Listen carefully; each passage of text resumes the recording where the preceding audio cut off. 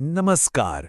जो लोग बिहार एसआई परीक्षा की तैयारी कर रहे हैं वो जानते हैं कि भौतिकी का हर सवाल एक बुनियाद पर टिका होता है। और वो बुनियाद क्या है? वो है मात्रक यानी यूनिट्स। तो चलिए आज इसी बुनियाद को और भी मजबूत करते हैं। अच्छा, कभी ऐसा होता है क्या कि पूरा सवाल हल कर लिया और आखिर में आकर यूनिट्स में अटक गए?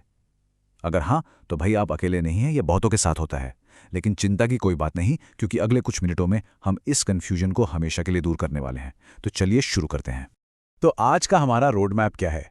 सबसे पहले मापन की बुनियाद समझेंगे, फिर एसआई सिस्टम और उसके 7 सबसे जरूरी मात्रकों को जानेंगे।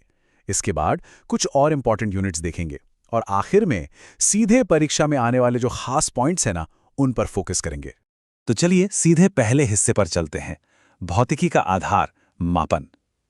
देखिए, किसी भी इमारत की तरह ही भौतिकी को समझने के लिए भी उसकी नींव को मजबूत करना सबसे जरूरी होता है। तो सवाल यह है कि ये मापन या मेजरमेंट आखिर है क्या? देखिए, बहुत ही आसान है।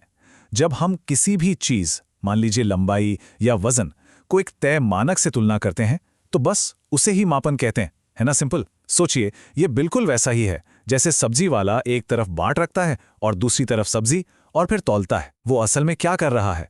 वो मापन ही तो कर रहा है। और वो जो बाट है ना, जिससे तुलना की जा रही है, बस उसी तय मानक को हम मात्रक या यूनिट कहते हैं। जैसे लंबाई के लिए मीटर हो गया और द्रव्यमान के लिए किलोग्राम। अब देखिए, भौतिक राशियां जो हैं वो 2 तरह की होती हैं। पहली हैं मूल राशियां। इनको आप ईंटों की तरह समझिए, एकदम बेसिक, एकदम स्वतंत्र, जैसे कि लंबाई। और दूसरी हैं व्युत्पन्न राशियां। ये उन ईंटों से बनी पूरी इमारत की तरह हैं जो मूल राशियों को मिलाकर बनती हैं। एक उदाहरण लें, क्षेत्रफल, जो लंबाई और चौड़ाई से मिलकर बनता है। अच्छा, अब आते हैं हमारे अगले हिस्से पर। जरा सोचिए, अगर हर देश में लंबाई को अलग अलग तरीके से मापा जाता तो क्या होता? कितना कंफ्यूजन होता। बस इसी समस्या को सुलझाने के लिए एक अंतरराष्ट्रीय प्रणाली बनाई गई, जिसे हम एसआई प्रणाली के नाम से जानते हैं। देखिए, एसआई प्रणाली से पहले ना सीजीएस, एफपीएस और एमकेएस जैसी कई प्रणालियां चलती थीं। जैसा कि स्क्रीन पर दिख रहा है, सब में लंबाई, द्रव्यमान और समय के लिए अलग अलग मात्रक थे। फिर आया एसआई और उसने आकर इन सबको एक स्टैंडर्ड रूप दे दिया, जो आज पूरी दुनिया में इस्तेमाल होता है।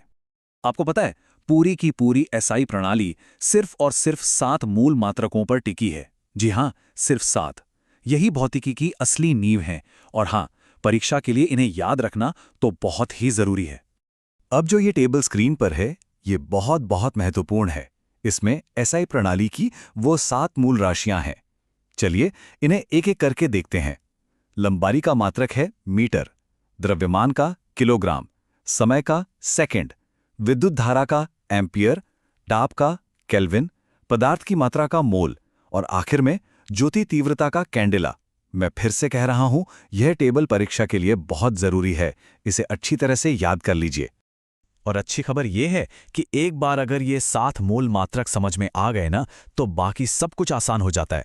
सच में, क्योंकि बाकी जितने भी मात्रक हैं वो सब इन्हीं 7 से मिलकर बने हैं और इन्हें ही हम व्युत्पन्न मात्रक कहते हैं। तो परीक्षा के लिहाज से ये कुछ खास व्युत्पन्न मात्रक हैं जिन्हें याद रखना फायदेमंद रहेगा। चलिए जल्दी से देखते हैं। दाब के लिए पास्कल, ध्वनि के लिए डेसिबल, विभवांतर के लिए वोल्ट, आवृत्ति के लिए हर्ट्ज, ऊष्मा के लिए कैलोरी, चुंबकीय प्रेरण के लिए टेस्ला और ज्योति फ्लक्स के लिए ल्यूमेन। ये एक तरह से आपकी क्विक रेफरेंस लिस्ट है। चलिए अब सीधे उन कॉन्सेप्ट्स पर आते हैं जहां से परीक्षा में सवाल बनने की संभावना सबसे ज्यादा होती है। यहां एक बहुत ही महत्वपूर्ण अंतर समझना है, अदिश और सदिश राशियों में। देखिए, अदिश राशियों में सिर्फ कितना होता है, मतलब सिर्फ मैग्नीट्यूड, किधर नहीं। जैसे 5 किलो द्रव्यमान, बात खत्म। वहीं सदिश राशियों में कितना के साथ साथ किधर भी होता है, मतलब मैग्नीट्यूड और डायरेक्शन दोनों। जैसे बल या वेग, सोचकर देखिए, जब किसी चीज पर बल लगाते हैं तो यह बहुत मायने रखता है ना, कि उसे किस दिशा में धकेला जा रहा है। परीक्षा में एक और बड़ा दिलचस्प कॉन्सेप्ट पूछा जाता है, विमाहीन राशियां, यानी डायमेंशनलेस क्वांटिटीज। जैसा कि नाम से ही साफ है, ये वो राशियां हैं जिनकी कोई यूनिट, कोई विमा नहीं होती। अब सवाल है, ऐसा क्यों?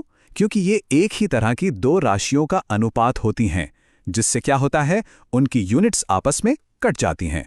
इसका सबसे अच्छा उदाहरण है सापेक्ष घनत्व यानी रिलेटिव डेंसिटी। ये क्या होता है?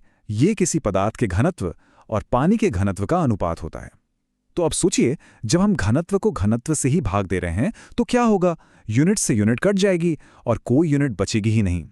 तो याद रखने वाली सबसे जरूरी बात यह है कि सापेक्ष घनत्व एक विमाहीन राशि है।